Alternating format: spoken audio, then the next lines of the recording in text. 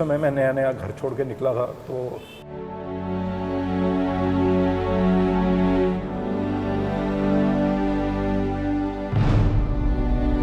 मतलब खाना खाने के लिए मेरे पास सिर्फ 10 ही रुपये होते थे। तो 6 रुपये का एक दूध का पैकेट आता था और आप कह लीजिए कि एक बंद मिलता, बंद 4 रुपये का, तो वो मैं खाता था। तो हम लोग पानी पी के पानी के अंदर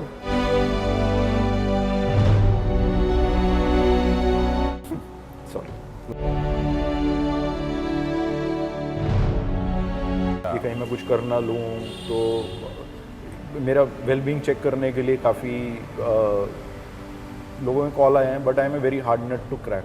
वो सब दिन हमने देखे हुए हैं, हमने निकाले हुए हैं, तो हम लोग इतनी आसानी से टूटने वाले लोग नहीं हैं यार। हर किसी की ज़िंदगी में एक अच्छा टाइम, बुरा टाइम आता है। जो आपकी मेहनत की कमाई है वो तो आपको मिले। मैंने बाइक इसलिए निकाली क्योंकि सेट तक जाने के पैसे नहीं थे मेरे पास। जीरो बैलेंस वाला अकाउंट भी जीरो में था, तो मैंने उनसे उधार मांगा और बदले में हुआ क्या, उन्होंने मुझसे उधार ले लिया। नमस्कार, आप सभी का स्वागत है और आज हमारे साथ हैं टीवी स्टार पंकज भाटिया, जिन्होंने हाल ही में सोशल मीडिया के जरिए अपनी बात रखी, जहां उन्होंने बहुत कुछ कहा है इंडस्ट्री के बारे में। क्या कुछ है पूरा मामला, इस बारे में बात करेंगे हम उनसे खुद। पंकज जी, बहुत बहुत स्वागत है आपका। नमस्कार। सबसे पहले एक वीडियो आपने डाला जी। और ये बताया कि मुझे नींद नहीं आ रही है क्योंकि आपको क्या प्रॉब्लम है। हाँ, तो वो सबसे पहले दो बातें आपने कही उसमें, एक तो पैसे ना मिलने का साल भर का, दूसरा किन वजह से और किन के ऊपर आपका मेन फोकस था, किन के ऊपर आपका मेन टारगेट था, कि क्या है पूरा मामला, वही आप बताइए। देखिए क्या है कि नींद तोड़े हुए पिछले 1 साल से उड़ी हुई है नींद, बिकॉज फंड्स नहीं हैं उतने ज़्यादा अपने आप को मेंटेन करने के लिए, अपने जो डेली की ज़रूरतें हैं उन सब चीज़ों को पूरा करने के लिए उतने ज़्यादा फंड्स हैं नहीं सर्वाइवल के लिए। अगर मैं मोटा मोटी बात कहूँ तो पिछले मतलब जब से कोविड आया है तब से इस तरह की चीज़ें हुई। उससे पहले मैं एक शो कर रहा था, ये है मोहब्बतें, तो उससे जो भी पैसा कमाया था मैंने वो कोविड के दौरान ख़त्म हो गया। फिर उसके बाद जो शो हमने किया तो उसमें क्या था कि जो हमारे प्रोड्यूसर हैं तो उनका कुछ, हर किसी की ज़िंदगी में एक अच्छा टाइम, बुरा टाइम आता है। ऐसा नहीं है कि वो लोग ख़राब है, लोग बहुत बढ़िया हैं, बहुत अच्छे लोग हैं। मतलब मेरे जितने भी मैसेजेस हैं हर एक मैसेज का उन्होंने रिप्लाई किया है और बड़ी शालीनता के साथ हमारी बातचीत हुई है, बड़ी फ्रेंडली लेवल पर हमारी बातचीत हुई है और कुछ भी नेगेटिविटी नहीं है मेरे मन में उनके लिए। तो एक चीज़ है कि मेरे दिमाग में एक चीज़ आई कि हम लोग अगर कोई बांसुरी बजा रहा है तो हम लोग उसको बोलते हैं भैया बांसुरी मत बजाओ, बांसुरी मत बजाओ। तो बांसुरी बजाना अगर इतना बुरा लग रहा है तो हम लोगों को ये बोलने के बजाय कि भैया तुम बांसुरी मत बजाओ, हम लोग बांस का प्रोडक्शन ही रोक देंगे। सो उसका जो प्रॉब्लम मैं फेस कर रहा हूँ और मेरे साथ कम से कम 50 से 60 मेन स्ट्रीमलाइन एक्टर जो फेस कर रहे हैं, और उसके अलावा अगर आप कैमरा क्रू या आप डायरेक्शन डिपार्टमेंट काउंट कर लें और दूसरे खाने के वेंडर और दूसरे तीसरे जो भी लोग हैं, छोटे मोटे मिलाकर 100 से ज़्यादा लोगों के जो फंड्स हैं वो अटके हुए हैं। तो अब देखिए हम सब ज़िंदगी में कितनी सारी चीज़ें करते हैं ऐसी कि जो बाय फ्लूक ठीक हो जाती हैं, और कुछ चीज़ें ऐसी होती हैं विच अनफॉर्चुनेटली जो गलत हो जाती हैं। तो मेरे दिमाग में ये बात आई कि ये जितना भी पैसा फ्लो होता है, this everything flows from the channel.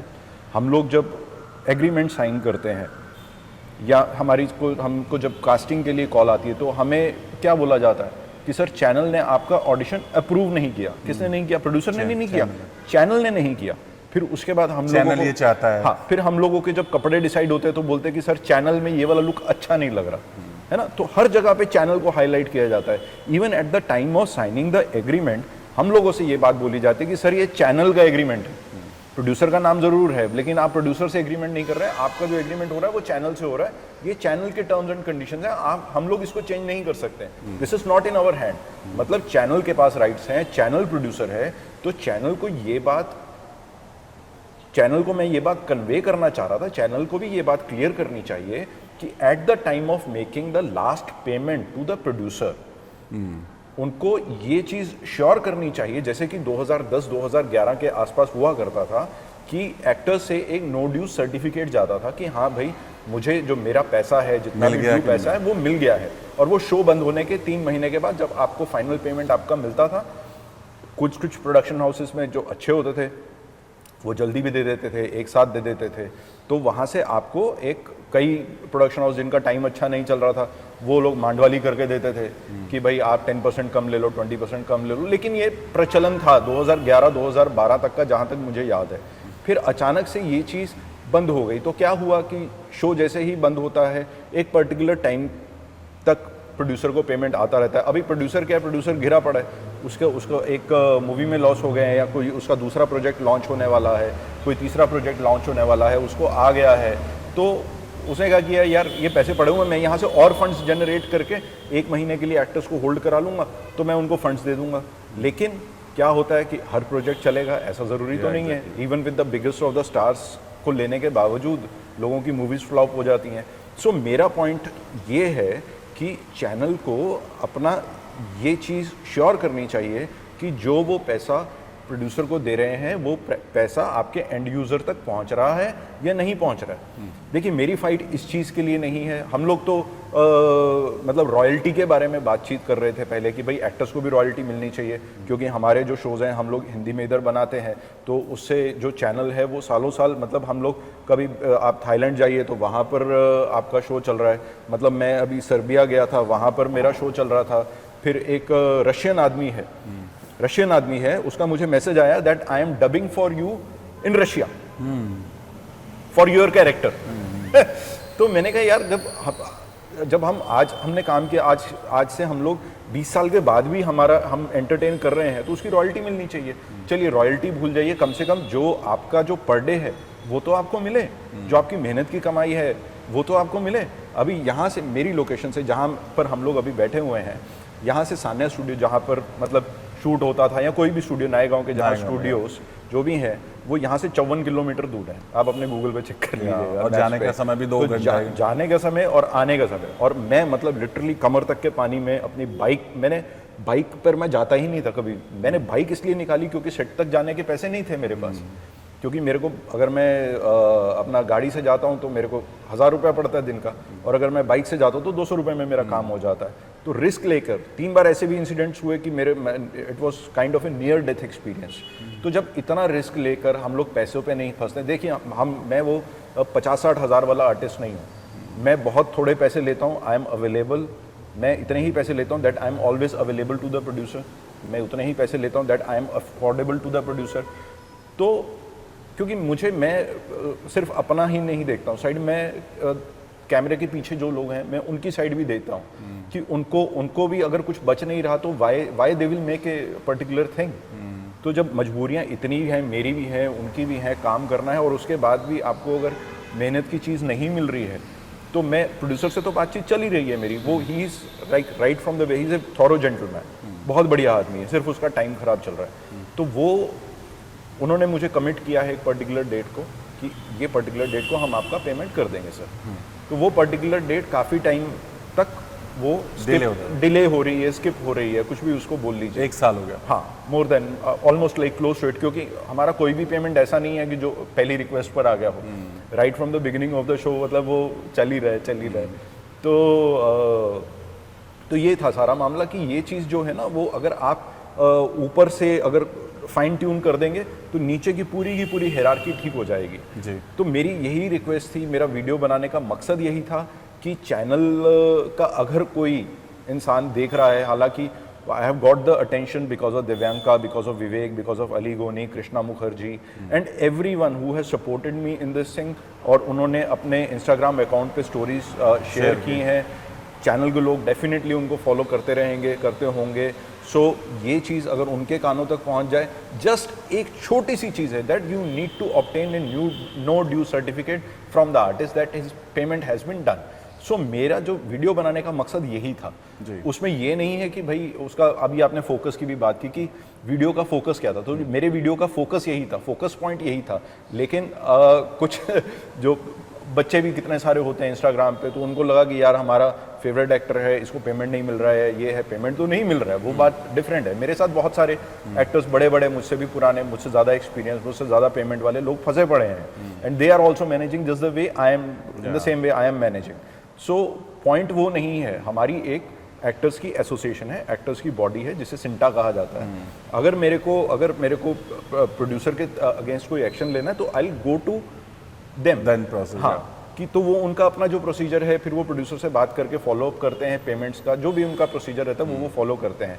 लेकिन सोशल मीडिया पर आने का जो मेन मुद्दा था वो ये था, so that I can reach to the correct people. या सो बेसिकली आप, अगर हम आपसे जानना चाहें, आपने बहुत सा इसके अलावा आपने बहुत सारी जिक्र किया है, राइट? आपने बहुत लोन लिया, आपने बहुत सारे फैमिली मेम्बर्स या फ्रेंड से पैसा लिया, आपके साथ साथ अभी किन लोगों का पैसा बाकी है, राइट? और लगभग कितना अमाउंट है जो अभी आपको नहीं मिला है? और प्रोड्यूसर, जैसा आपने कहा, बार बार डिले किए जा रहे हैं, तो ये वजह क्या है इसकी?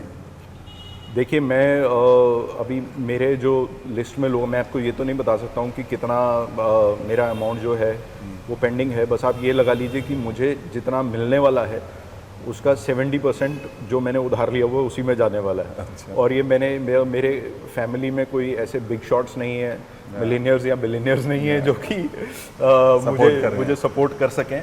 मैं सब छोटे शहरों से हैं, सब 50,000 60,000 की तनख्वाह वाले लोग हैं। उनकी जो सेविंग्स है वो मुझे मांगने की भी ज़रूरत नहीं पड़ी, तो वो अपने आप ही उन्होंने देखा कि भाई कोविड चल रहा है तो सिचुएशन टाइट है, तो वो उन्होंने खुद ही कि भाई कितना चाहिए, क्या चाहिए, हम लोग हैं, तू टेंशन मत ले। तो ऐसा, क्योंकि मेरे पास तो जब ये कोविड के बाद जब हुआ था तो कोविड में मैं I became zero, absolutely zero. मतलब मेरा जो ज़ीरो बैलेंस वाला अकाउंट भी ज़ीरो में था और जिसमें बैलेंस मेंटेन करना होता उसमें वो भी ज़ीरो पे था। सब कार्यक्रम वो चल रहा था, तो मेरे पास तो इतने भी पैसे नहीं थे कि मैं सेट पे जा सकूं। आप भूल जाइए बाकी चीज़ें कि मतलब आपको एक फैमिली सपोर्ट करनी है या क्या है, वो सब सीन भी नहीं था मेरा। तो जब मैं गया उस सेट पर, चलिए मैं ये वाली बात मैंने कभी बोली नहीं है तो मैं अभी बता देता हूँ।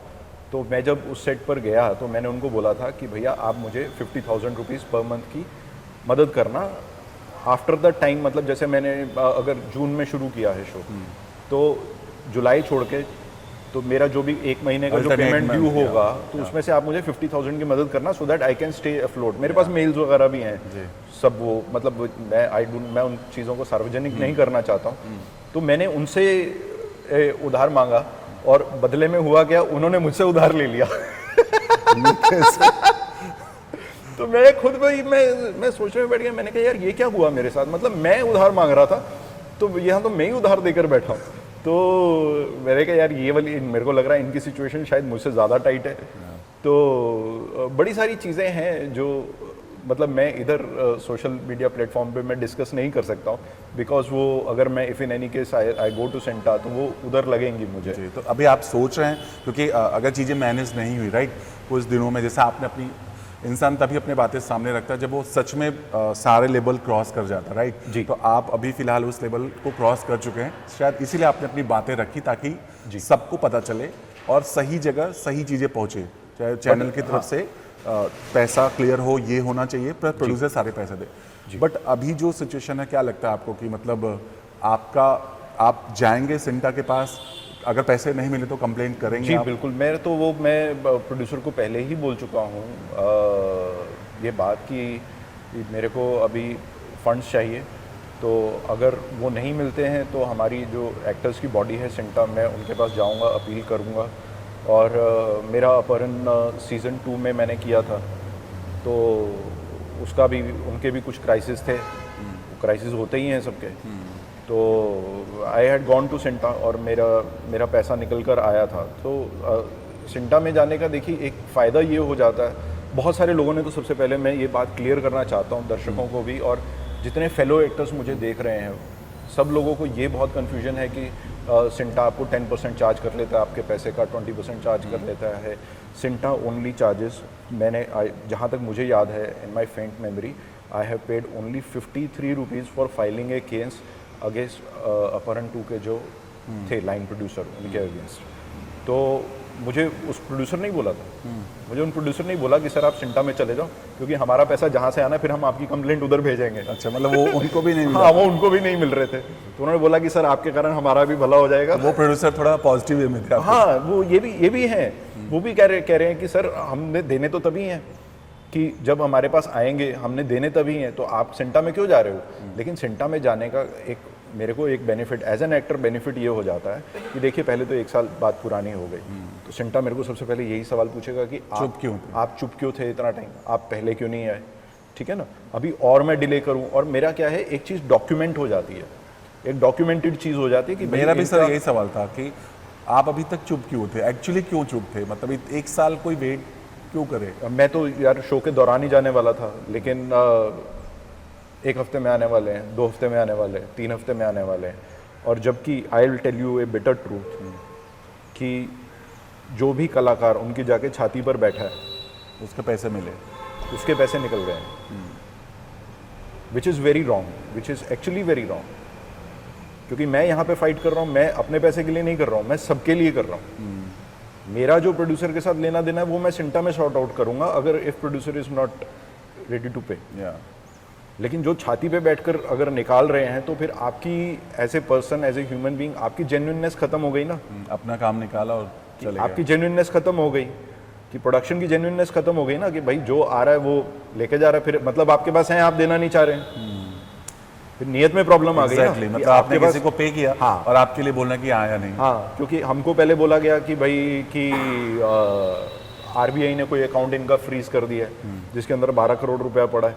हाँ, ये इनफॉर्मल सारी बातें, मतलब ऐसा राउंड घुमा के कहीं ना कहीं न्यूज़, कहीं से न्यूज़ आया कि भाई इनका, जब हमारा पहला चेक ड्यू हुआ कि भाई आरबीआई ने इनका अकाउंट सीज कर दिया है, तो वो जैसे ही खुलेगा तो पेमेंट आ जाएगा। 1 महीना गया, 2 महीना गया, 3 महीना गया, तो जब मतलब ये वाली नौबत आ गई कि भाई अब मैं नहीं करूँगा जब तक पेमेंट नहीं मिलेगा, तो फिर न्यूज़ आई कि एसपी बोलता है, जो हमारा सुपरवाइजिंग प्रोड्यूसर था, वो बोलता है सर मैं अपनी आंखों से देख कर आया पंकज जी, उसको तो तनख्वाह मिल रही है ना, वो तो महीने वाला है, उसकी सैलरी 15 दिन लेट हो जाएगी तो उसको उनका ऐसा हो जाता है, उनकी सैलरी टाइम पर आ रही है। तो वो कहता है मैं अपनी आंखों से देख कर आया हूँ सर, 12 करोड़ का लोन सैंक्शन हुआ पड़ा, वो बस मिल जाएगा। और वो ऐसे नहीं बोलते कि भाई ऐसा कि अगले महीने मिल जाएगा, ऐसा they give you a date कि सर ये जुलाई तक ये हो जाएगा, सर इस जून तक ये हो जाएगा। और मैं मतलब सुन कर मैं पक गया, और लिटरली तो मैं 1 साल हो गया, 1 साल आप लगा लीजिए। अभी मेरे को जो अगर पेमेंट अगर आता है तो मई का पेमेंट आएगा, मई 23 का, ऑलरेडी मई जा चुका है, अभी ये वाला मई जा चुका है, और अप्रैल का पेमेंट मिला था, वो पता नहीं शो के दौरान ही मिला था, जस्ट बंद होने के बाद मिला था। तो वो चीज़ है सारी, तो इसलिए चुप बैठना पड़ा, क्योंकि सब लोग चुप बैठे थे, इसलिए हम भी चुप बैठे। तो आपने बोला बहुत सारे एक्टर्स का बात, मैंने सब एक्टर्स को बोला, मैंने कहा जब तक आप लोग इकट्ठे होकर, कलेक्टिव होकर बात नहीं करोगे, तब तक चीज़ें होंगी नहीं सेटल। बट सबके पास उस समय सोर्सेज थे, सबका चल रहा था, तो लोग नहीं they have very good reputation, हो जाएगा करके 1 साल निकल गया। मतलब आपने बोला कि बहुत सारे लोग जो सीने पे चढ़ के बैठे उनको मिल गया, मतलब मेन लीड थे उनके पैसे मिल गए, या फिर जो नहीं, पूरे तो किसी के नहीं मिले, पूरे किसी के नहीं मिले। आज की डेट में अगर मैं भी जाकर बैठ जाऊंगा, सुबह बैठो, आप बैठो, मतलब ऐसे भी केसेस हुए हैं जो 2.5 3 घंटे इंतजार कराया गया सीनियर एक्टर्स को कि साहब बिजी हैं, मतलब ऐसे बैठ, but there is an assurance कि we are giving, and I also know inside that they will give according to their comfort. लेकिन अपन वही है ना चीज़, अपने घर में आग लगाकर दूसरे घर में रोशनी नहीं कर सकते ना। एग्जैक्टली। सो मैंने उनको बहुत सारे ऑप्शंस दिए कि भाई ऐसा कर लो, नहीं तो ऐसा कर लो, थोड़ा थोड़ा करके दे दो, इंस्टॉलमेंट दे दो, क्या गिव मी पीडीसीज ना, ताकि मुझे बार बार ये, अब मैं अपना काम धंधे पे कंसंट्रेट करूं या ये सब करूं। क्योंकि एक्टर का ऐसा नहीं है कि भाई कि एक टाइप की फाइल आई अब उसी टाइप की फाइल पे साइन करना है। हम लोगों को तो रोज नई लाइंस बोलनी है, अलग किरदार बोलना है, अलग बॉडी के अंदर घुसकर अलग आत्मा बनने की कोशिश करनी है। तो अगर यही चीज़ चलती रहेगी कि पेमेंट नहीं आया, पेमेंट नहीं आया, पेमेंट नहीं आया, दूध वाला बिल लेने आएगा, बिजली का बिल देना है, ये करना है, वो करना है, तो कहाँ से आप एक्टिंग करोगे, कहाँ से ग्रोथ करोगे आप? क्योंकि आपकी एनर्जी दूसरी जगह पे डाइवर्टेड है। सर बहुत सारे ऐसे केसेस पहले शायद एक्टर नहीं बोल पाते थे। रीज़न ये था कि अगर वो सोचते हैं कि मैं अगर ऐसा कुछ बोलूँगा, ऐसी आवाज़ उठाऊँगा तो शायद मुझे आगे काम नहीं मिलेगा, या ऐसे बॉन्डिंग होती है लोगों का कि ये एक्टर तो अपनी आवाज़ उठाता है। लेकिन इधर बीच अगर हम बात करें, बहुत सारे एक्टर्स ने अपनी आवाज़ उठाई है प्रोड्यूसर्स के खिलाफ क्योंकि उनको पैसे नहीं मिले हैं। अभी रिसेंटली आपको पता होगा कृष्णा मुखर्जी रही हैं, और जान खान ने भी बहुत सारा वो भी सड़कों पर उतर आए थे अपने पैसे लेने के लिए और पूरे स्टार कास्ट के लिए साथ में मिलकर लड़े थे। बीइंग एक्टर कितना मुश्किल होता है एक एक्टर के लिए जब इस तरह की चीज़ें सामने आती हैं? देखिए क्या होता है कि सबसे पहली बात तो ये है कि एक्टर को कभी भी अपना इनसिक्योर होना ही नहीं चाहिए, क्योंकि आप काम, अगर आपको लग रहा है ना कि आपको काम की ज़रूरत है, 10% लग रहा है आपको कि आपको काम की ज़रूरत है, तो जो प्रोड्यूसर की नीड है, जो प्रोड्यूसर की डिमांड है, जो चैनल की डिमांड है, वो 100% है, तभी आपको लिया जाता है। एक्टर को ऐसा इनसिक्योर कर देते हैं यार ये लोग कि भाई सर दूसरा एक्टर आ जाएगा, 500 रुपये नीचे करोगे तो दूसरा एक्टर आ जाएगा, ये करोगे तो ऐसा हो जाएगा, ये करोगे तो वैसा हो जाएगा। इनसिक्योर होने की ज़रूरत ही नहीं है, क्योंकि आपके जैसा दूसरा एक्टर नहीं हो सकता। एग्जैक्टली जो आप है वो, जो आपकी डायलॉग डिलीवरी है वो आप ही कर सकते हो। अभी जहाँ तक कृष्णा मुखर्जी का केस के बारे में आपने मुझे बताया, मुझे उसके बारे में ज़्यादा मैं अवेयर नहीं था। मुझे आपसे ही पता चला आज सुबह। तो और जियान खान के बारे में भी आप बोल रहे हैं, तो मुझे I do not know the details of the whole case. उनके भी पैसे रोके गए थे और बहुत सारी चीज, और भी बहुत सारे किस्से कृष्णा मुखर्जी के, उनको कमरे में लॉक कर दिया गया था प्रोड्यूसर से, बहुत सारी चीज़ें हुई हैं। अली ने भी सपोर्ट किया था, बहुत सारी बातें आई थी सामने, और अभी भी वो फाइट चल रही है। We are not connected on the Instagram, नहीं तो मुझे पता लगता है इस चीज़ के बारे में। और पहले भी इस तरह के काफ़ी केसेस होते थे कि जहाँ पर पैसे नहीं मिले एक्टर के, और काफ़ी सारी इस तरह की चीज़ें हुई हैं। तो हम लोग क्या है कि वो एक ही पॉइंट के इर्द गिर्द घूम रहे हैं, पैसे नहीं मिले, पैसे नहीं मिले, पैसे नहीं मिले। लेकिन अगर ऊपर से चैनल अगर एक चीज़ को, सिर्फ एक चीज़ को अगर फिक्स कर देता है, तो ये जितनी समस्याएं ये इरेडिकेट हो जाएंगी। मीन्स शो बंद होने से पहले वो ये इंश्योर, फॉर एग्जाम्पल अभी क्या होता है, देखिए जैसे मैं कोई नया प्रोड्यूसर हूँ, ठीक है, तो मैं चैनल के पास गया कि भाई कि मेरे को आप शो दीजिए, मुझे शो बनाना है। अभी चैनल को चाहिए कृष्णा मुखर्जी या कोई भी XYZ एक्टर चाहिए फॉर एग्जाम्पल, जो कि मेरे बजट के बाहर है, ठीक है। तो उन्होंने कोई XYZ अमाउंट मांगा और मेरा बजट उसके आधे से भी कम का है। अभी मेरे पास कोई ऑप्शन नहीं है, क्योंकि अगर जब तक मेरे को वो मेन लीड हाँ नहीं बोलेगा या हाँ नहीं बोलेगी, मुझे शो नहीं मिलेगा, चैनल नहीं देगा यार, है ना, मुझे चैनल नहीं शो नहीं देगा। तो मैंने बोला अच्छा ठीक है जी, आपका जो आप मांग रहे हो उससे बार्गेन करके थोड़ा बहुत ऊपर नीचे करके मैंने साइन कर दिया, ठीक है, मैंने ले लिया। अभी मेरे पास तो जो फंड्स आएगा मैंने उसमें से देना है ना, जबकि मैंने खर्चा ज़्यादा कर लिया, अपनी चादर से बाहर पैर फैला लिया है। तो ये चीज़ें मुझे लगता है कि चैनल लेवल पर भी ये समझने की ज़रूरत है, एंड प्रोडक्शन लेवल पर भी ज़्यादा समझने की ज़रूरत है, क्योंकि इंसान जब ज़रूरत से ज़्यादा एम्बिशियस हो जाता है ना, तो एट ए सर्टन पॉइंट वो आगे जाके कहीं ना कहीं पे वो गिरता ही है। बेशक एक्टर हो, बेशक प्रोड्यूसर हो, कोई भी हो, मतलब एक नॉर्मल इंसान भी जब ज़रूरत से ज़्यादा, क्यों बोलते हैं ऐसा चादर देखकर पैर फैलाओ। आज की डेट में मान लीजिए, चलिए मेरे पास ये सैमसंग का फ़ोन है, मैं ये यूज़ करता हूँ, ठीक है, मैं भी आईफोन रख सकता हूँ, मैं नहीं रख रहा हूँ, क्योंकि बोलते हैं कि अगर आप एक ही चीज़ की 3 कॉपीज़ अगर आप अफोर्ड कर सकते हैं तभी आप लीजिए। एग्जैक्टली। मुझे पता है कि अगर मैं ये गुम जाएगा तो मैं दूसरा फ़ोन सेम ला सकता हूँ, लेकिन मेरा आईफोन गुम जाएगा तो मैं दूसरा नहीं ला पाऊंगा। तो वो आपको चादर देखकर आपको पैर फैलाना पड़ेगा। बेशक प्रोड्यूसर कौन है, वो भी इंसान है ना, प्रोड्यूसर भी इंसान है, उसको लग रहा है कि भाई मैं मेरा ये हो जाएगा, मैं I will be able to cope up with time, मैं कुछ एडजस्ट कर लूँगा, मैं 1 दिन के अंदर इनका 2 दिन का काम निकाल लूँगा। मेरे को तो पर डे के हिसाब से पैसा मिल रहा है ना, कि भाई मेरे 22 एपिसोड आने हैं, 10 लाख अगर मैं मान के चलता हूँ अगर एक एपिसोड का तैयार है तो मेरा 2.25 लाख रुपए इधर तैयार है, 2 लाख मतलब 22 लाख रुपए मेरा तैयार है ना। तो मैं ये जो आर्टिस्ट मेरे से मांग रहा है दिन का 1 लाख रुपए, मैं इसका 2 दिन का काम 1 दिन में निपटाऊंगा तो मेरी बचत हो जाएगी। मेरा जो मेरे को 22 एपिसोड के पैसे देने हैं वो 22 एपिसोड के बजाय मेरे को इसको देने पड़ेंगे सिर्फ 11 दिन के पैसे। तो वो वहाँ वो करते हैं कैलकुलेशन वैसी, ये होता है। पर एंड टाइम पर क्या होता है जी, चैनल से स्क्रिप्ट नहीं अप्रूव होकर आई, हीरोइन की साड़ी फाइनल नहीं है तो प्रोडक्शन दूसरी साड़ी लेने के लिए भागा है। समझ रहे हो कि दीवार का पीछे पेंट नहीं पसंद आ रहा, पेंट चेंज हो गया, 2 दिन की छुट्टी है क्योंकि सोफे आ रहे हैं। ये सब चीजें होती है ना। प्रोड्यूसर ने वो सब चीजें कैलकुलेट नहीं की हैं शो साइन करने से पहले। उसको लगा कि भैया चैनल ने जिस चीज पे टप्पा मार दिया वो हो गया अभी कार्यक्रम, क्योंकि उसमें भी बहुत सारी चीजें होती हैं। हाँ, रीशूट होता है। चैनल ने बोला जी आप नई फैमिली इंट्रोड्यूस करो, ठीक है, आपने नई फैमिली इंट्रोड्यूस कर दी। अभी सेम लोकेशन पर तो कर नहीं सकते, उनका घर कहीं और दिखाना है। आप स्टोरी दिखा रहे हैं पंजाब में जहाँ पे गांव में लड़की रहती है, कुछ रहता है, अभी लड़का दिखा रहे हैं लंदन में रहता है, तो उसका सेट वैसा लंदन जैसा बनाना पड़ेगा ना। लंदन के अंदर पंजाब वाली दीवार तो नहीं हो सकती। तो ये है, तो वहाँ कैलकुलेशन जहाँ गड़बड़ हो जाती है ना, वहाँ ये सब तकलीफें आती हैं। उसमें प्रोड्यूसर का भी फॉल्ट नहीं है, इसमें चैनल का भी फॉल्ट नहीं है, इसमें जो देख रहा है उसका भी फॉल्ट नहीं है। उसको चेंज चाहिए, वो कब तक एक ही हीरो को देखेगा, उसको सेकंड लीड चाहिए, वो कब तक एक ही हीरोइन को देखेगा एक ही तरह के डायलॉग बोलते हुए। तो ये सब चीज़ें सारी की सारी इंटरकनेक्टेड है। लेकिन हमारा जो इशू है, हमारा जो मुद्दा है वो ये है कि एक ऊपर से एक फाइन ट्यूनिंग हो जाए ना अगर, तो ये पूरी की पूरी हिरार्की सेट हो जाएगी।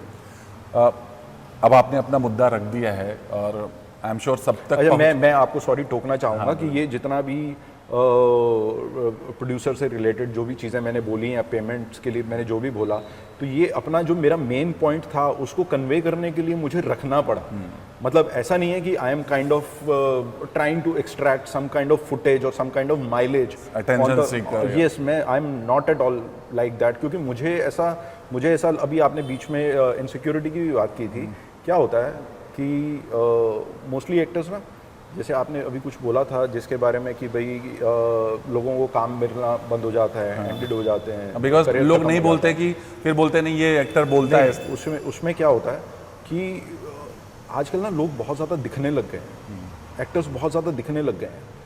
मतलब मैं ऐसे लोगों को जानता हूँ जिनकी मजबूरी है दिन में 3 पोस्ट शेयर करना इंस्टाग्राम पे, सोशल मीडिया पर 3। वो कहते हैं नहीं तो हमारे फॉलोअर्स कम हो जाएंगे। मैं पोस्ट कब करता हूँ? जब मेरा कोई प्रोजेक्ट आ रहा होता है। Instagram is basically for selling and Facebook is basically for socialising. आपको कुछ भी बेचना है आप इंस्टाग्राम पे बेचिए, देखिए धड़ाधड़ बिकेगा। मेरा कोई नया शो आ रहा होता है तो उसकी एडवर्टीजमेंट के लिए मैं लोगों को, अपने रिश्तेदारों को या अपने फ्रेंड्स को या मेरे फॉलोअर्स को मैं बताता हूँ कि भाई मैं इस शो में आ रहा हूँ, अगर आप मुझे देखना चाहते हैं तो आप देखो फलान समय पर आ जाइए। अभी ये बहुत सारे लोग मुझे ये पूछते हैं कि आप मैं दिव्यंका को फॉलो नहीं करता, मैं कृष्णा को फॉलो नहीं करता, मैं शिरीन मिर्ज़ा को फॉलो नहीं करता, मैं बहुत सारी, मतलब जितनी मेरी, आप इंस्टाग्राम अगर आप मेरा अकाउंट खोलकर देखेंगे तो मेरे उसमें कोई भी मतलब लड़की है ही नहीं सिवाय एकता कपूर के, स्मृति ईरानी के, और आज तक में एक लेडी हैं वो न्यूज़ पढ़ती हैं, वो उनकी हिंदी बहुत अच्छी लगती है मुझे, तो श्वेता सिंह, तो सिवाय उनके मतलब बहुत ही लिमिटेड। और बाकी कोई अगर बचा हो, मेरी नज़र से कोई बच गया तो बात अलग है, क्योंकि लोगों ने इतने कच्चे बादाम बेचे हैं ना, मतलब मैं जो हर दूसरा पोस्ट खोल के देखो तो उसमें कोई ना कोई कच्चा बादाम बेच रहे हैं। तो ये जो ओवर लोग दिख जाते हैं ना, आप किसी चीज़ को अगर आप मतलब अगर आपकी फेवरेट डिश है कोई, तो आप उसको कितना टाइम खा लेंगे? मतलब 1 बार 2 बार, 1 दिन 2 दिन 3 दिन 5 दिन, भाई हट जा, तू हट ही नहीं रहा, तू कंटिन्यूसली स्क्रीन पर दिख रहा है। तो आप जब शो करते हैं तो लोगों को कुछ नया नहीं दिखता ना उसमें। बट आजकल ये डिमांड है कि आप सोशल मीडिया पर, इवन आजकल तो लोग ये भी बोलते हैं कि आप अगर कास्टिंग के लिए जाते हैं तो आपसे पहले ये पूछा जाता है या कि आपके फॉलोअर्स कितने हैं। आपके साथ भी होता होगा, ये पूछा गया? मेरे को तो मेरे कुछ फॉलोअर्स थे जब मैं वाईएचएम कर रहा था तो 86,000 के आसपास थे। अब मैं बहुत ही ज़्यादा नालायक हूँ ये सब चीज़ों में पोस्ट करने में। मुझे जो फ़ोटो सेव करनी होती है ना बेटी के साथ या फैमिली के साथ, या मुझे कोई ऐसे मोमेंट्स सेव करने होते हैं, तो मैं सिर्फ वही पोस्ट करता हूँ कि मुझे पता कि भाई मेरे अकाउंट में ये चीज़ें हैं, तो मुझे फ़ोटो ढूंढने की ज़रूरत नहीं पड़ेगी।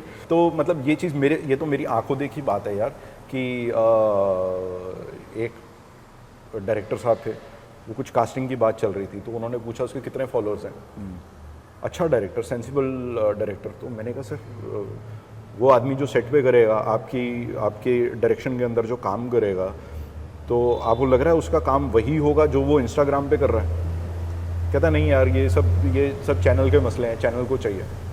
मतलब ये उनके Followers लिटरली हैं, ये लिटरल वर्ड्स हैं कि उनका ये है कि चैनल में आके ग्रेजुएशन वाले बैठ जाते हैं, तो अभी इनको आर्ट के बारे में कुछ पता नहीं है, क्रिएटिविटी के बारे में पता नहीं है, हर छोटी छोटी मतलब please don't take it personally, ये जो असल चीज़ है मैं वो बता रहा हूँ। तो ये सब है, तो उनको पता नहीं है, तो वो फॉलोअर के हिसाब से काउंट करते हैं। तो मुझे लगता है कि एक बहुत अच्छा आदमी है, हमारा बहुत अच्छा एक्टर है, जो कि आगे जाके अभी वो I think he is handling Sony TV. Very intelligent man, I am a big fan of that guy, Prashant Bhatt. Prashant Bhatt, अगर आपने वो क्योंकि में थे शायद, या कहानी में थे, अच्छा। Use to actor, very good actor. मैं मतलब जब घर पर होता था तो इतनी सटल, इतनी मंझी हुई एक्टिंग देखने को नहीं मिलती है, बट लोग इंटरेस्ट लूज कर जाते हैं and then they become get into the creative jobs. तो वो चीज़ एक रीजनेबली समझ में आती है कि इन लोगों को समझ में है कि भाई समझ है इनको कि अच्छा काम ये चाह रहे हैं, इनको हम लोग अच्छे लोगों के लिए काम कर रहे हैं, अच्छे मतलब समझदार लोगों के लिए काम कर रहे हैं जो हमारी कला को समझते हैं, है ना।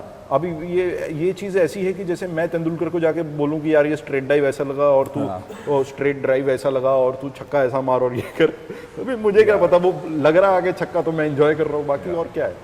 बट जैसे मेरा सवाल यही था कि जब आपने अपनी बात रखी, यू नो, आपको प्रोड्यूसर की तरफ से कुछ कॉल आया कि तुमने ये क्या किया, या फिर आपके कुछ ऐसे एक्टर्स फ्रेंड ने कॉल किया, जैसे आपने बोला ना बहुत सारे लोगों ने आपकी स्टोरी शेयर की, तो कुछ ऐसे रिस्पांस आना शुरू हुआ या प्रोड्यूसर की तरफ से कोई कॉल आया? नहीं, मुझे प्रोड्यूसर की तरफ से तो कोई कॉल नहीं आया, क्योंकि मैंने कहीं पर भी प्रोड्यूसर पर किसी तरह का अटैक नहीं किया है, कोई उसके ऊपर आक्षेप नहीं लगाया, कुछ इल्ज़ाम नहीं लगाया है। ये तो जस्ट एक रेफरेंस में मुझे बात बतानी पड़ी, तो मैं इसके बारे में मैं बात कर रहा हूँ।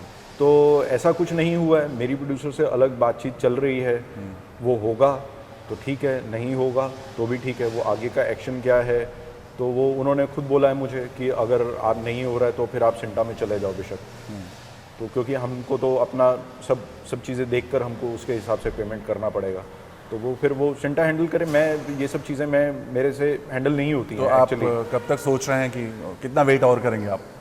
अभी उसके बारे में मैं क्या बोल सकता हूँ, मतलब आई क्योंकि मीन जब 1 साल पहले जब मैंने जद्दोजहद ये शुरू की थी तो मुझे लग रहा था कि भाई टाइमली आ जाएगा सब कुछ, अभी क्योंकि उनका भी यही था कि 15 दिन में दे रहे हैं, तो इसके बारे में मैं कुछ बोल नहीं सकता हूँ एक्चुअली। बट मैं आई जस्ट वांट कि ये जो बर्डन है मेरे सर पर अभी, कि मेरे सर पे बर्डन ऑफ हो जाए, and I want CINTAA to take this burden because they specialise into it, और उनको पता है क्या बात करनी है, कैसे बात करनी है। मुझे इतना सब पता नहीं है कि प्रोफेशनली कैसे बात करते हैं, और क्या मैंने कभी की नहीं है, मुझे ज़रूरत भी नहीं पड़ी है। तो मैं सिर्फ एक्टर हूँ, मुझे सिर्फ और सिर्फ एक्टिंग ही करनी आती है। तो मुझे क्योंकि काफ़ी मेरा पीस ऑफ माइंड ना काफ़ी डिस्टर्ब हो गया था ये चीज़ों को फॉलो करते करते। तो अगर मैं जो मेरा एक एसोसिएशन नया हुआ है, जैसे मैंने आपको बताया कि मैं पुकार कर रहा हूँ, और सोनी लिव पर अदृश्यम भी कर रहा हूँ, उसमें छोटा सा रोल है, वो भी कर रहा हूँ, 2nd सीज़न में मैं हूँ। तो मैं I want to concentrate more on that instead of this issue कि भाई कब आ रहा है, क्या आ रहा है। वो फिर वो देयर इज़ अ बॉडी जिसकी हमने मेंबरशिप ली हुई है, अपनी गाड़ी कमाई देके, खून पसीने की कमाई देके, तो उनका जो काम है दिल हैंडल, है ना। तो अभी किसका कॉल आया, किसी एक्टर का, जैसे आपने बोला दिव्यांका ने एक्टर्स का मेरे को काफ़ी कॉल आया है, बिकॉज उन लोगों को लग रहा है कि मेरा स्टेट ऑफ माइंड ठीक नहीं है एट द मोमेंट, कि कहीं मैं कुछ कर ना लूँ। काफ़ी सारे केसेस होते हैं ऐसे कि कहीं मैं कुछ कर ना लूँ, तो मेरा वेलबींग चेक करने के लिए काफ़ी लोगों के कॉल आए हैं, but I am a very hard nut to crack. मतलब मुझे कोई इतनी आसानी से तोड़ नहीं सकता, मैं टूटने वाली चीज़ हूँ नहीं। तो ठीक है, बहुत 20 साल तो इधर हो गए, उससे पहले लोगों को नहीं पता है मेरी स्टोरी, कि मैंने क्या क्या पापड़ बेले हैं और कैसी कैसी कंडीशंस में मैं रहा हूँ, और तब जाकर मैं यहाँ तक पहुँचा हूँ। घर घर जाके किताबें तक बेची हुई हैं। मतलब दिल्ली में जो आप 48 डिग्री आप गर्मी अभी देख रहे हैं, ये मैं बहुत पहले देख चुका हूँ। 20-22 साल की उम्र में, आज से आप लगा लीजिए 22-25 साल पहले, ये सब चीज़ें मैं देख कर आया हूँ। तो ये I am a very hard nut to crack. मैं किसी भी कंडीशन में रह सकता हूँ, किसी भी कंडीशन में मैं सर्वाइव कर सकता हूँ। एक आपने फिल्मों में देखा होगा कि लोग गीला तौलिया बांध के सोते हैं, तो मैंने वो एक्चुअल में किया है। मैं एक बार के मेरा रिकॉर्ड है सोने का, मैं 44 घंटे सोया था। ये दिल्ली की बात है, क्योंकि उस समय मेरे पास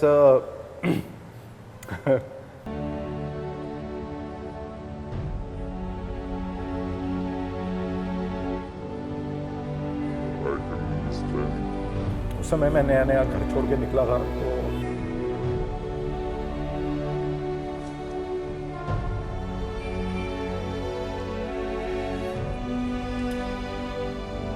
मतलब खाना खाने के लिए मेरे पास सिर्फ 10 ही रुपये होते थे। तो 6 रुपये का एक दूध का पैकेट आता था, और आप कह लीजिए कि एक बंद मिलता, बंद 4 रुपये का, तो वो मैं खाता था दिन में। मतलब सुबह सुबह नाइट ड्यूटी करता था, और being in the night duty, तो मैंने नाइट ड्यूटी इसलिए चूज़ की थी वहाँ पे क्योंकि वहाँ पे खाना देते थे ऑफिस में। तो रात को उधर खाना मिलता था, तो मैं रात को खाना खाता था। और सैटरडे संडे, जैसे अभी फ्राइडे की मैं नाइट ड्यूटी करके आया हूँ, सैटरडे मॉर्निंग में मैंने खाया है, तो अगर मैं सैटरडे और संडे को मैं अगर उठूँगा तो मुझे भूख लगेगी, मुझे खाना खाना पड़ेगा, और उसके लिए पैसे नहीं होते थे।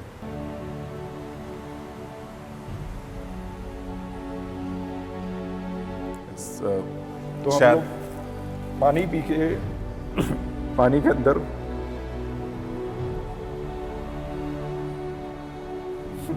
Sorry, it's okay, I can understand, because struggle ही है जो आज आपको यहाँ पहुँचाई है, राइट? मतलब वो सब दिन हमने देखे हुए हैं, हमने निकाले हुए हैं। तो हम लोग इतनी आसानी से टूटने वाले लोग नहीं हैं यार। हम लोग बहुत टफ लोग हैं हम लोग। बट ये एक चीज़ें सुधरनी चाहिए। मतलब मैं अगर अपने आप को देखता हूँ, मैं बिल्कुल टॉप लेवल का एक्टर नहीं हूँ, मैं बिल्कुल बॉटम लेवल का भी एक्टर नहीं हूँ। लेकिन मुझे कंसर्न उन लोगों के लिए होता है जो बिल्कुल बॉटम में है, जो 2000-2500 के ऊपर काम कर रहे हैं, उनके पैसे नहीं आ रहे हैं। तो ये चीज़ें चैनल को फिक्स करनी ही चाहिए। ऐसा मतलब उसके बगैर ये चीज़ आप बोलते हैं भैया टीआरपीज़ नहीं आ रही, बजट्स कम हो गए, जब आपकी सारी स्टोरीज रेपिटेटिव लग रही हैं, आपका ट्रीटमेंट ठीक नहीं जा रहा है, तो कहाँ से आपको आएगा? आज की डेट में आप मुझे बताइए, आप मेरे को सिंपल सी एक बात बताइए। आज इतने साल हो गए, मतलब 2004 से तो मैं देख रहा हूँ, जब मैंने एकता कपूर के साथ फर्स्ट टाइम काम किया था, वो लोग क्यों चल रहे हैं आज तक? शी इज़ वेरी एक्सपेरिमेंटल, और जो भी एक्सपेरिमेंट करती हैं, लोग उसको हंसी खुशी एक्सेप्ट करते हैं। और एक चीज़ ये होती है कि उनको बहुत सारे एक्टर्स का आशीर्वाद है। एग्जैक्टली। बालाजी का पैसा क्यों बोलते हैं कि बालाजी का पैसा बहुत टिकता है? बालाजी में आर्टिस्ट जो 2 साल 4 साल काम करता है, वो लोग अपने घर खरीद लेते हैं, सेट हो जाते हैं लाइफ में, नाम, शोहरत, इज्जत सब हो जाता है। सब है ना। आप वाइब्स है ना, एक्टर्स का टेक केयर कर रहे हैं, ये तो है, एक्टर्स का टेक केयर कर रहे हैं सर। और जिसके साथ काम किया लगातार उनके साथ काम हमारे करते शो रहे। में किसी को तकलीफ थी, उसकी तकलीफ को मैं ना तो आर्टिस्ट का नाम लेना चाहूँगा, उनको क्या तकलीफ थी ये भी नहीं मैं बताना चाहूँगा, बट उनकी तकलीफ को रातों रात, मतलब लिटरली रातों रात इरेडिकेट कर दिया गया, मतलब जैसे था ही नहीं। That's why they are successful. Success सिर्फ आप कुछ खरीद रहे हैं, कुछ बेच रहे हैं, कुछ बना रहे हैं जो आपका आगे बिक रहा है, तो वो दैट इज नॉट सक्सेस। आप अपने साथ कितने लोगों को ऊपर लेकर आ रहे हैं, दैट इज सक्सेस। आधे से ज़्यादा प्रोड्यूसर्स, आधे से ज़्यादा राइटर्स, आधे से ज़्यादा क्रिएटिव डायरेक्टर्स या क्रिएटिव हेड्स या जो भी हैं, सब बालाजी से निकल कर आते हैं। एग्जैक्टली। एक्टर में ऐसा, मतलब एक एक्टर आप मुझे ऐसा बता दीजिए कि जिसने अपना सर्वस्व दिया हो बालाजी को और बालाजी ने उसको आगे से उसका खराब किया हो। मैं कहता हूँ even with half of contribution they have done very good to the people. Rajan ji के यहाँ का मैं आपको किस्सा बताता हूँ। हमारा एक एक्टर था, उसको कुछ अपने वाइफ की सर्जरी करानी थी या क्या था, राजन जी ने एट द मोमेंट चेकबुक मंगाकर उसका जितना पैसा था साथ के साथ क्लियर किया। अब ये 3 महीने का रूल तो चल ही रहा था ना, बस 3 महीने भी नहीं है, बल्कि 4, 4.5, 5 महीने हो जाते हैं कि 1 महीना आपने जिसने काम किया, मान लीजिए जून के अंदर आपने काम किया, तो आपका जून काउंट नहीं होगा, फिर आपका जुलाई काउंट होगा, आपका अगस्त काउंट होगा, आपका सितंबर काउंट होगा, ठीक है। ये 3 महीने तो आपको ने क्लियर दिए, जून का पैसा आपको जाके सितंबर में मिलना चाहिए, लेकिन वो आपको अक्टूबर में मिलेगा। ये चीज़ है। अभी बालाजी में जब मैं कर रहा था, क्या होता है, शो के लॉन्च के 3 महीने के बाद हम लोग शुरू करेंगे पेमेंट, ये 5 महीने का जैसा जो मैंने आपको शेड्यूल बताया ये रहता है। ये मोहब्बतें मैं कर रहा था, 2 महीने शूट किया, तीसरे महीने पेमेंट आ गया, शो ही लॉन्च नहीं हुआ था अभी। आप एक शो तो हमारा जाके दिसंबर में लॉन्च हुआ है ना, हम लोग अप्रैल में मेरी कास्टिंग हुई, मई से शूटिंग शुरू हुई थी, जून जुलाई से मुझे पेमेंट आना शुरू हो गया। तो ये ब्लेसिंग्स होती हैं ना, ये एक्टर की ब्लेसिंग्स होती हैं। तो ये सब प्रोड्यूसर्स इसीलिए आज की डेट में कामयाब हैं, क्योंकि ये जो दूसरे साइड पे जो है, जो बोलते हैं ना, जैसे मोदी जी बोलते हैं कि लाइन में आखिरी वाले इंसान का भी हम सोच रहे हैं, तो ये लोग सोचते हैं उसके बारे में, टीम को लेके चल, पूरी टीम को लेके चलते हैं। इनके लिए टीम इज टीम, इनके लिए ये we are not commodities for these production houses, and there are many like them, they are many, अच्छे लोग हैं। ये इनके बारे में भी मैंने अच्छी बातें सुनी थी सब, कि भाई सब अच्छा है, ये है वो है, बट अभी वक्त ऐसा चल रहा है। तो ये एक मुझे लगता है कि ये चैनल से ये चीज़ अगर ट्यून हो जाए तो बहुत अच्छी बात है, नहीं तो फिर क्या होगा, ज़्यादा से ज़्यादा मुझे काम देना बंद कर देंगे। नहीं, फिर भी ये तो नहीं हो सकता। अभी देखिए, जैसे आप इनसिक्योरिटी की बात कर रहे थे, तो क्या है कि मुझे पता है कि मेरा टैलेंट कितना है, मैं क्या है क्या नहीं है, क्या कर सकता हूँ मैं, क्या नहीं कर सकता हूँ मैं, एक शो में किस तरीके से मैं कंट्रीब्यूट कर सकता हूँ, किस तरीके से नहीं कर सकता हूँ। तो मुझ में वो इनसिक्योरिटी वाला फैक्टर नहीं है, क्योंकि मैं ऐसा, मेरे पिताजी कुछ बहुत बड़े ऐसे वो नहीं थे कि भाई कि तू जा स्ट्रगल कर। हम लोग तो यार 1-1 रुपया करके अपने खुद गड्ढा खोद के हर साल पानी निकाल के उस तरीके से करके जिए हैं। हम लोग अपने दम पर जिए, तो अपने दम पर जो जिया होता है वो इंसान इनसिक्योर नहीं होता कभी। तो मैं ये कह रहा था कि जैसे जब ये चीज़ें आती, जब बोला ना आपने कि इतना सब कुछ हुआ, सब आपने झेला, फैमिली का कैसा सपोर्ट रहा है? क्योंकि सबसे बड़ा सपोर्ट तो वही होता है, मतलब वो उनका रिस्पांस कैसे रहा, किस तरह से आपके साथ खड़े? देखिए, फैमिली का सपोर्ट तो हमेशा ही रहा मुझे।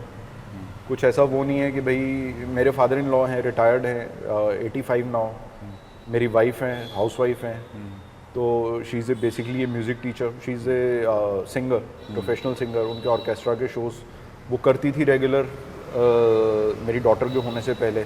फिर उसके बाद जब ब्रेक आया तो नए लोग आ गए, तो उनको उतना ज़्यादा अभी मतलब साल के अंदर एक आधा शो हो तो हो, नहीं तो पहले तो काफ़ी रेगुलर होता था। तो फैमिली का सपोर्ट यही था कि भाई उन्होंने बोला कि भाई हम गिरने नहीं देंगे तुझे। सबसे बड़ा सपोर्ट। मतलब इतनी चीज़ कोई बोल दे, नहीं तो आजकल आज की डेट में लोगों के डाइवोर्सेस हो जाते हैं कि भाई मेंटेनेंस नहीं दे रहा, घर के अंदर पैसा नहीं दे रहा, तो लोगों के डाइवोर्सेस हो जाते हैं कितनी चीज़। और मैं जो भी लोग एक्टर बनने के लिए आ रहे हैं, मैं उन लोगों को बस एक ही दरख्वास्त करूँगा, एक ही अपील करूँगा कि पहले अपनी चीज़ कोई सेट करो, कोई बिजनेस सेट करो। आजकल तो ऑनलाइन इतनी ज़्यादा ऑप्शंस हो गई हैं ऑनलाइन, कुछ कहने की हद नहीं है, कुछ कहने की हद नहीं, इतनी ज़्यादा ऑप्शंस हो गई हैं। तो अपना एक सेकंड सोर्स ऑफ इनकम लेकर आना भैया, या जो ऑलरेडी जो काम कर रहे हैं, तो अपना हार्ड अर्न मनी ऐसे मत खर्च करो बिहाइंड आईफोन। कोई किसी का कोई भी, तुम्हारा पिताजी तुमको आईफोन देखकर काम नहीं दे रहा, कोई तुमको मर्सिडीज देखकर काम नहीं दे रहा। टैलेंट है तुमको तुम्हारी अल्टीमेटली तुम्हारी एक्टिंग दिखनी है। मैंने पहले जूते इकट्ठे किए, अभी मैं शिफ्ट हुआ तो मैंने गिने 20 जोड़े जूते मेरे पास, और पहन कर मैं क्या जाता हूँ, ये देखिए ये रिलैक्सो की चप्पल है, मैं यही पहन के घूमता हूँ और यही पहन कर जाता हूँ सेट पे। तो व्हाट इज़ द पॉइंट? तो आपको ये अपना एनालिसिस आपको ये शुरुआत में ही कर लेना है। तो जितना ज़्यादा आप करोगे तो वो उतना ज़्यादा आप सुखी रहोगे। मतलब इंस्टेंट फेम लोगों को लगता है कि भाई इंस्टेंट फेम मिल गया, या इंस्टेंट फेम ऐसा हो गया वैसा हो गया, रातों रात एक्टर बन गया बड़ा, लेकिन उस आदमी की तो स्ट्रगल चली रही है ना, है ना। मनोज वाजपेयी भी 14 साल रगड़े खाने के बाद नजर आए ना। वो तो पब्लिक के लिए इंस्टेंट है कि उनको एक नया चेहरा देखने के लिए मिला, नया टैलेंट देखने के लिए मिला, लेकिन वो तो आदमी रगड़े खा ही रहा है ना। बट जैसा आपने बोला, आपने भी बहुत स्ट्रगल किया, राइट? कैसा फर्स्ट ब्रेक हुआ था एक्टिंग में? आपको अचानक से कैसे पता कि आपको एक्टिंग में जाना है, और फर्स्ट ब्रेक कैसे हुआ था वो थोड़ा जानना चाहेंगे आज। देखिए क्या होता है, हम लोग जब स्कूल में होते हैं ना, तो हम लोगों को टीचर खड़ा करके पूछती है what is your aim in life. बस आप 5 साल 7 साल 10 साल 12 साल के बच्चे से पूछ रहे हो what is your aim in life. तो मुझे जब पूछा गया था, मतलब 40-42 बच्चे थे, तो उन्होंने पूछा what is your aim in life, तो मैंने बोला नथिंग। क्योंकि आइडिया नहीं है बच्चे आइडिया नहीं है कि क्या, कोई बोलता पायलट बनना है, ये बनना है, वो बनना है, फलाना बनना है, ढिमकाना बनना है। देखिए एक बड़ी सी ये चीज़ मैंने रियलाइज़ की है कि जो कुदरत है ना, जो नेचर है, वो आपको एक पर्पस के लिए पैदा कर रही है। अगर आप उस पर्पस की तरफ नहीं जा रहे हैं तो कुदरत आपकी नींद उड़ा देगी, आपको छोड़ेगी नहीं। वो जहाँ पर आपकी जो जगह है वो आपको खींच के ला के वहाँ पे पटकेगी। 3rd स्टैंडर्ड में तो 8 साल का हुआ करता था, वो बहुत ही लल्लू टाइप का बच्चा था। तो उसमें गया था, उसमें पागल बनाया था मुझे। तो मैं स्टेज पे गया, मेरी मम्मी लाइब्रेरियन थी उसी स्कूल में, तो मैं पीछे देख के मैंने बोला मम्मी। तो वो पहली एक्टिंग की शुरुआत थी कि इतने सारे लोग एक साथ देखकर, मतलब पहले तो मैं उधर था, आज मैं इधर हूँ, इधर कैसे आ गया। तो वो हुआ, तो फिर उसके बाद वो मेमोरी पीछे चली गई, दबदबा गया। फिर जैसे जैसे मैं बड़ा हुआ तो लोग, मोहल्ले की आंटियाँ होती है ना, भाभियाँ होती हैं, अड़ोस पड़ोस, अरे वाह तुम क्या खूबसूरत दिखते हो, गोरा चिट्टा तो मैं था ही, हाइट देखो क्या है, 6 फीट का मैं हूँ। तो वहाँ हमारे पंजाब में मतलब मैं ऐसा बनियान पहन के 2 भरे हुए सिलेंडर इकट्ठे उठा लेता था। तो मैं इतनी ज़्यादा ताकत थी, क्योंकि हम लोग 25 साल की उम्र तक तो 20-22-25 साल की उम्र तक तो वहाँ तो घी ही पीते हैं, किसी को दारू वारू के बारे में ज़्यादा पता नहीं होता। तो 25 साल के बाद लगती है ये चीज़ें। तो मेरे को शुरू से इंक्लिनेशन तो था कि भाई एक्टर बनना है, लेकिन कैसे करना है, क्या करना है, कुछ पता नहीं। कोई गॉडफादर नहीं, कोई कुछ नहीं, ना कुछ नहीं। बल्कि मेरे को तो डिस्करेज किया जाता था। My dad was a government servant, तो वो कहते देख मेरी लाइफ कैसे सिक्योर हो गई, मेरे को इतना यहाँ से सैलरी मिलती है, ये पर्क्स मिलते हैं, ये मिलता है। तो हम 2 भाई हैं, बड़ा भाई मेरा चार्टर्ड अकाउंटेंट है अभी। तो मैं दिशाहीन था, मुझे पता ही नहीं था कब क्या करना है, कैसे करना है। तो वो बड़ा उन्होंने कन्विंस किया कि मैं तेरे को गाइड करता हूँ, तू डायरेक्ट डीएसपी लग सकता है, तू डायरेक्ट तेरी सरकारी नौकरी लग सकती है, मैं तेरे को गाइड करता हूँ। क्योंकि उन्होंने वो देखे थे, वो एज ए हवलदार उनका एडमिशन हुआ था। तो हवलदार से करते डीएसपी के रैंक पर जाकर वो रिटायर हुए। तो बहुत कुछ उन्होंने भी काफ़ी स्ट्रगल्स देखी लाइफ में। तो उन्होंने बोला कि कर तू ऐसा। तो मेरे को तो इंटरेस्ट नहीं था, क्योंकि घर की मुर्गी दाल बराबर ना। तो ये था कि ये जो बोल रहे हैं, ये नहीं पता था क्या करना है, लेकिन ये जो बोल रहे हैं वो पक्का नहीं करना है। तो बड़े भाई का भी ऐसा था, उसको फिगर्स में ज़्यादा इंटरेस्ट था, तो वो अकाउंट्स वाली साइड पर था। तो उसने ग्रेजुएशन के दौरान ही पिताजी को बोल दिया कि मेरे को सीए बनना है। तो उसको सीए बनना है, तो वो करते धीरे धीरे बन गया। अभी मैं तो मतलब जब ग्रेजुएट हुआ, मैं तो अपना जो फैशन शोज़ होते हैं उसमें पार्टिसिपेट करता रहा। थोड़ा इंक्लिनेशन मेरी माँ को समझ में आ गया था, और मेरी माँ मुझे हमेशा बोलती थी, मेरी mummy used to sing when she was in college Gwalior में। तो मेरी माँ को ये बात समझ में आ गई थी कि इसके अंदर कुछ गुण हैं वैसे। एंड जब मैं मम्मी की पेट में था, तब से लेकर जब तक मैंने होश संभाला 7-8 साल की उम्र तक, मतलब हमारे घर के पास ही एक थिएटर था 3-4 किलोमीटर पे। तो हम लोग साइकिल पर बैठकर जाते थे, आगे बड़ा भाई बैठता था, पीछे मम्मी होती थी, डैड चलाते थे, और मैं मम्मी की गोद में होता था। तो ना जाने कितनी मूवीज़ ऐसे देखी हैं मैंने। मतलब आज की डेट में मैं कोई पुरानी मूवी देखता हूँ जिसका मैंने ना नाम सुना, ना मुझे याद कि मैंने देखी है, तो मुझे पता होता है कि इसके आगे क्या होने वाला। तो आप बोल सकते हो कि माँ के पेट से मैं एक्टर बन के निकला हूँ। तो सब वही बचपन में खिलौने खेलते थे, कज़न्स को डराता था, एक्टिंग करते थे हम घर के अंदर ही। अपना प्लेस थिएटर हो रहा है हमारा, हमको पता ही नहीं था। तो जब बड़े हुए तो ग्रेजुएट हो गए तो आई वेंट इनटू डिप्रेशन, क्योंकि नौकरी मांगने के लिए गया तो नौकरी मिल ही नहीं रही थी। वो कहते यार ये तो 5,000 दे सकते हैं हम लोग इसके, जितना आपने पढ़ाई की है। मैंने कहा यार ये क्या हो गया मेरे साथ, 3 साल मेरी ज़िंदगी के इंपॉर्टेंट वेस्ट हो गए कि मेरे को पता ही नहीं था मैंने क्या करना है। तो मैंने सीए ज्वाइन कर ली। तो मेरे पिताजी थोड़े से, क्योंकि उनकी रिटायरमेंट थी, तो वो टोकते रहते थे क्या करना है लाइफ में, क्या करना है। 20 साल का लड़का होगा, कुछ ना कुछ तो सोचेगा ना। उनको भी चिंता थी। हाँ, तो बम्बई का 20 साल का, और उस समय मतलब 97-98 की बात कर रहा हूँ, बम्बई के 20 साल के लड़के की। और जो नॉर्थ इंडिया के 20 साल के लड़के की समझ में ज़मीन आसमान का फ़र्क होता था। बहुत एक जगह 10 साल का, एक जगह 30 साल का, ऐसा ये समझ Maturity, yeah. ये समझ के अंदर मैच्योरिटी थी। तो अपने को पता ही नहीं था ग्रेजुएशन के बाद, तो मैंने बोला कि जी मुझे सीए करनी है, क्योंकि that was the safest option. तो मैं सीए का करता रहा और 3 साल में सोचता रहा मुझे क्या करना है, क्या करना है, क्या करना है। सोचा मैंने साला अपने को एक्टर बनना है। अंदर से आवाज़ आई भाई साहब अपने को एक्टर बनना है। कहा ठीक है एक्टर तू बन गया, तो दिमाग में सोच लिया तो एक्टर तू बन गया।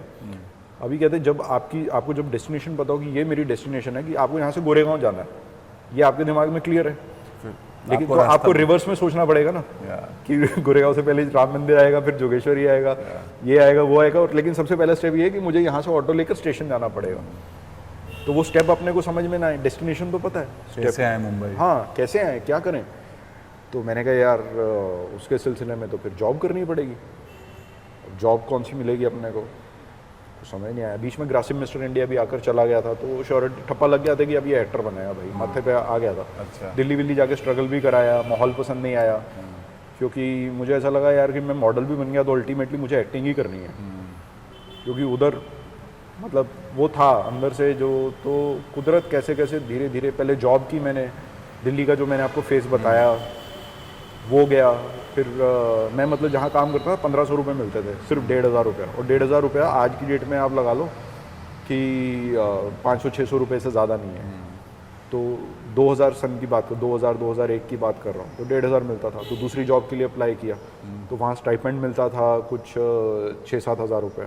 तो एक महीना 1.5-2 हज़ार में निकाला। फिर उसके बाद जॉब लग गई, 6-7 हज़ार का स्टाइपेंड मिलता था।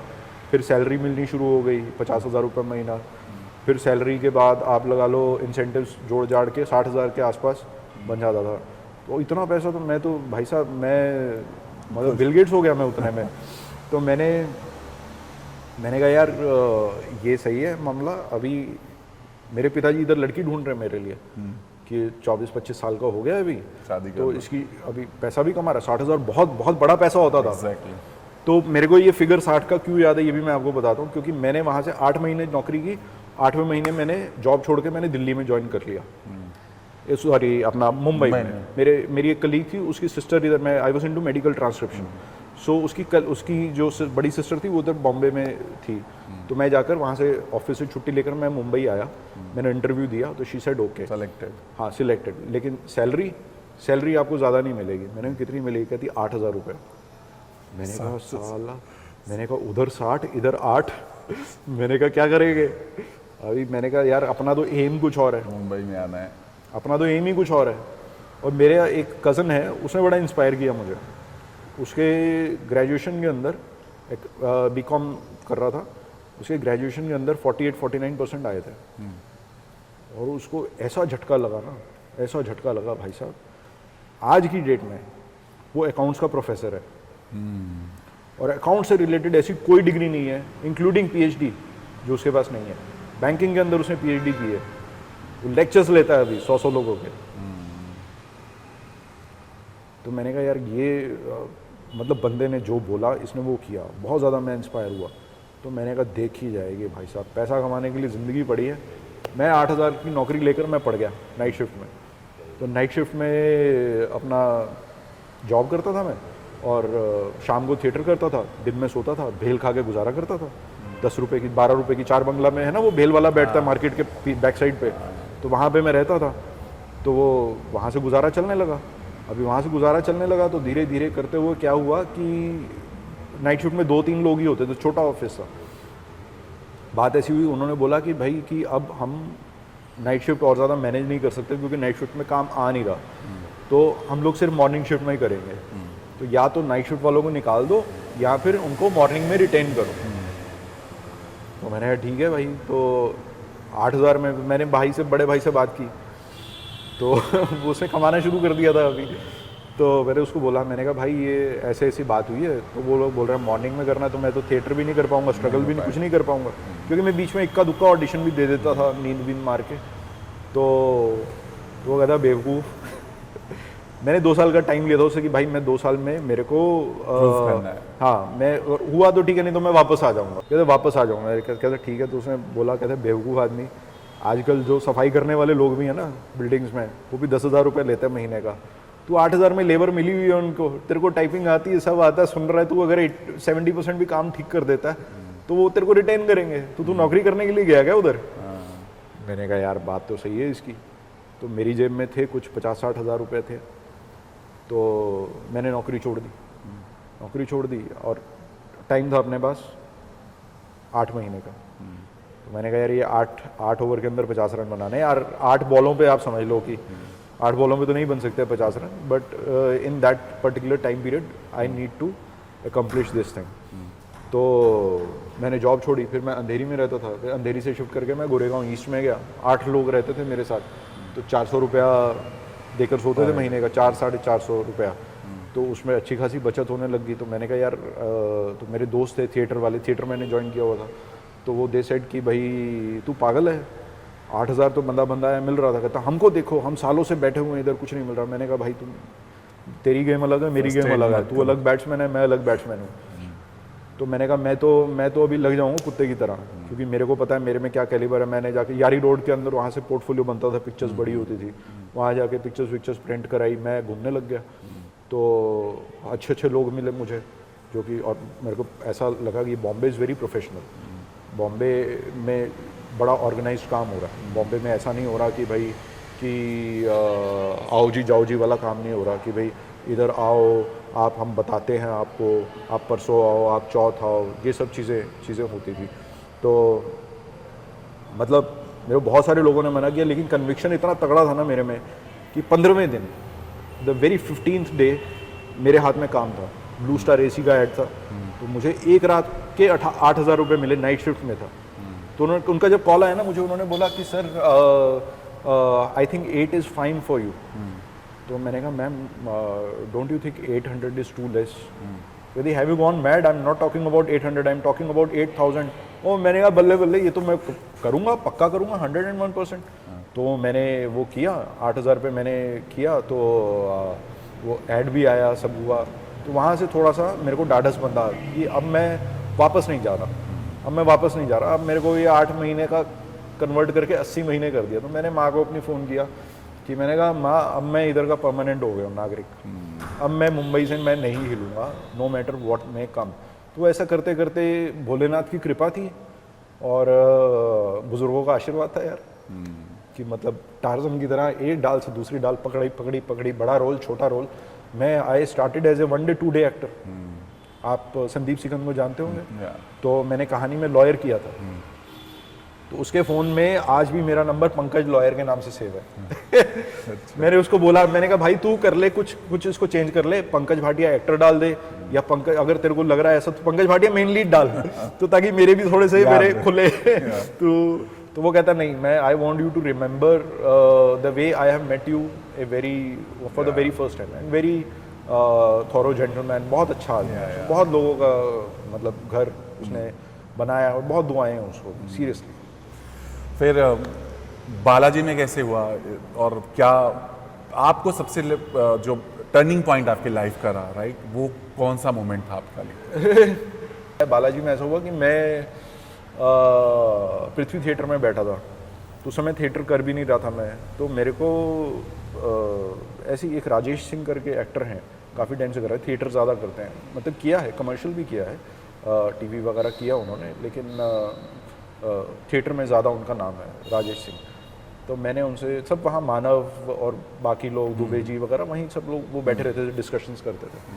तो ऐसी जान पहचान हुई, हाय हेलो हुआ। मेरे को ओम जी के यहाँ पे भी उन्होंने ही भेजा था।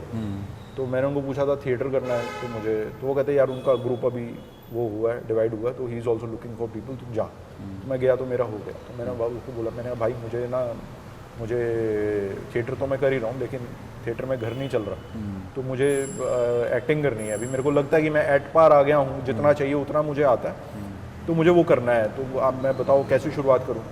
अरे तू अच्छा खासा दिखता है भाई, तू गोरा चिट्टा है, हाइट है, तू कहीं और जाना ही नहीं, आंख बंद करके बालाजी चले जा। मैंने कहा अच्छा वहाँ जाके हो जाएगा? कहता हाँ 101%, कहता मैं लिख कर देता हूँ, हो जाएगा। मैंने कहा अच्छा ठीक है। तो मैं बालाजी गया, तो वहाँ फ़ोटो डालने का प्रचलन था पहले, तो मैंने उधर फ़ोटो डाली।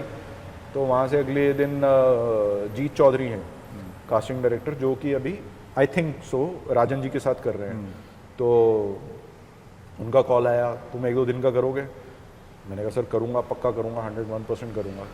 तो कहते ठीक है, कल इधर आके ऑफिस में मिलो। मैं गया, ऑफिस में मिलकर आया। 2 दिन के बाद मैं शूटिंग पर था।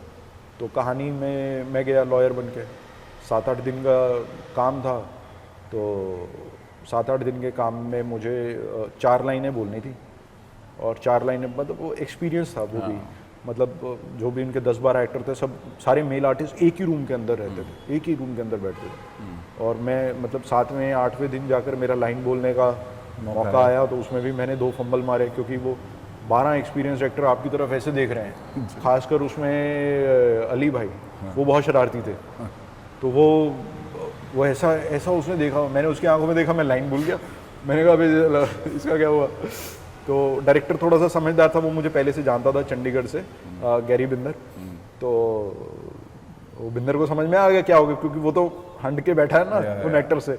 तो उसे कुछ बोला नहीं। फिर उसके बाद जब क्लोज आया तो उसने बोला अभी तू ठीक से बोलियो, तो फंबल मारा था उधर मास्टर शॉट में। मैंने कहा ठीक है सर, ठीक है सर। तो वो मैंने किया। फिर उसके बाद मुझे कहानी के बाद क्योंकि कहीं रोज़ मिला, क्योंकि कहीं रोज़ सॉरी पहले मिला था। फिर उसमें उसके बाद कहानी घर घर की मिला। फिर कहानी के बाद मैंने कसौटी में शायद मैं लॉयर बना था, पता नहीं, एक शो में मैं बना था। कसौटी तक तो मैं सेट हो गया था। कोई एक और शो था, वो मैंने किया। फिर मेरे एड्स चल रहे थे इधर धीरे धीरे। फिर एड्स के बाद मुझे एक डीडी का शो आया, कैरेक्टर आर्टिस्ट था, उसमें भी कैरेक्टर रोल था, बट ये था कंटिन्यूटी का पहला रोल था वो। तो मैंने उसमें हाँ बोल दिया। नहीं सॉरी, उससे पहले एक फिल्म्स एंड शॉर्ट्स का एक शो आता था जिसमें नमित दास मेन लीड था। मुझे नाम कृष्णा करके था, पता नहीं क्या नाम था शो का। तो मेरे को उसमें एक कैरेक्टर रोल मिला था, मतलब महीने में 5-7 दिन का ऐसा। तो वो किया मैंने। फिर मेरे को ये डीडी का आया, तो डीडी का मुझे कैरेक्टर रोल मिला। तो वो एक आर्टिस्ट ढूंढ रहे थे फीमेल अपने शो के लिए। तो उन्होंने बोला कि भाई हमको ये वाली आर्टिस्ट, कुछ मैंने सुन ली बात, मैंने कहा मैं जानता हूँ उसको।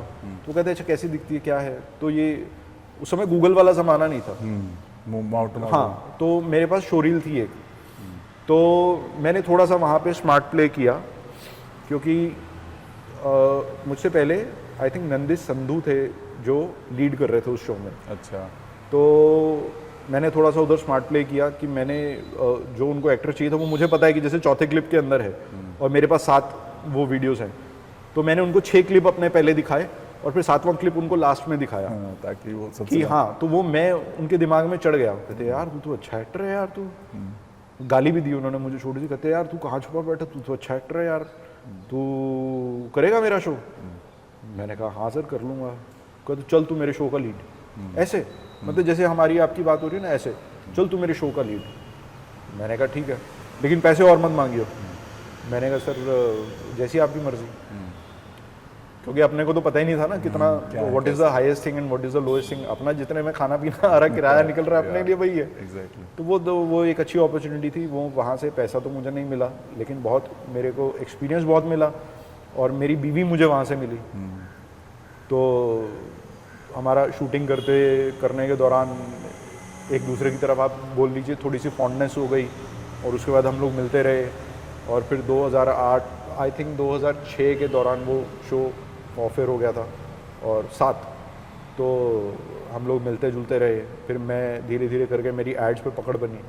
तो मैं ऐड ही करता था, मैं सीरियल करता ही नहीं था। वो डीडी के शो के बाद मुझे बहुत सारे शोज़ आए, लेकिन मैंने कभी किए ही नहीं। उस समय मेरा ऐड का काम चल रहा था, मतलब मैं ऐड करके ही आप लगा लीजिए, मेरे पास रिकॉर्ड है ऐसा कि मैंने I am the one of the models और एक्टर्स जिसने 2 बार हैट्रिक है जिसका।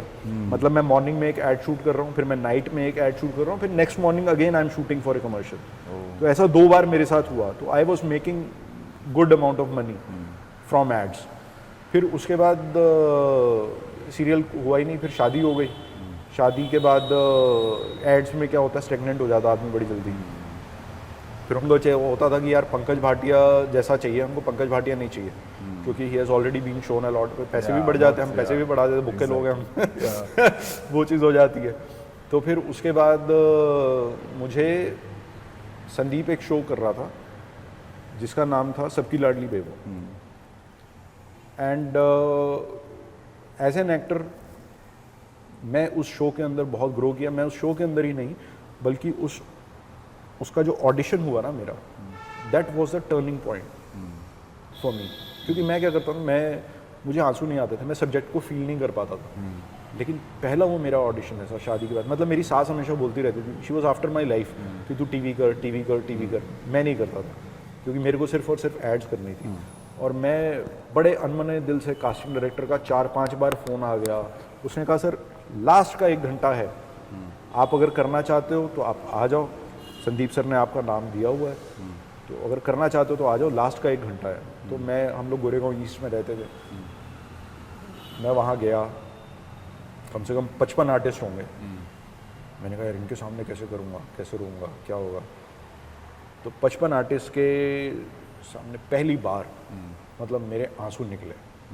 मतलब मुझे ऐसा लगा कि जैसे मेरा जो एक्चुअल चरित्र है ना, वो किसी ने इसके ऊपर उतार दिया पन्ने के ऊपर। और मेरे को स्क्रिप्ट याद करने में बड़ा टाइम लगता है आज भी। तो वो मैंने देखी और मुझे याद हो गई। डीडी का जो लोग शोज़ नहीं करते हैं, जिनको पता नहीं, कम बजट होता है, 12 दिन शूटिंग होती है और 12 मतलब पर डे हमको 30 से 35 से 36 पेज हम लोग बोलते थे। तो वो इतनी ज़बरदस्त मेरी प्रैक्टिस हो गई थी कि मैं स्क्रिप्ट मतलब ऐसा पानी की तरह याद कर लेता था। और फिर उसमें मेरे इमोशंस निकले। पहली बार मैंने मतलब एज एन एक्टर मैं रोया, मतलब इमोशनल हुआ। और वहाँ पर जितने मतलब नए बच्चे भी थे, उन्होंने भी, क्योंकि मैं 2004 से कर रहा था तो 4-5 साल हो गए थे, तो they also clap for me. तो मुझे लगा उस समय कि नाउ आई हैव अराइव्ड। फिर सबकी लाडली बेबो किया, फिर उसके बाद राजन जी का हवन किया, फिर जैसे जैसे वक्त बीतता गया अपॉर्चुनिटीज़ आती गई और करते रहे और आज आपके सामने और बैठे ये हैं। सिलसिला लगातार जारी है और शायद यही वजह है कि आज एक इंडस्ट्री में अपनी नाम बना चुके हैं ऑलरेडी, परिचय के मोहताज नहीं है।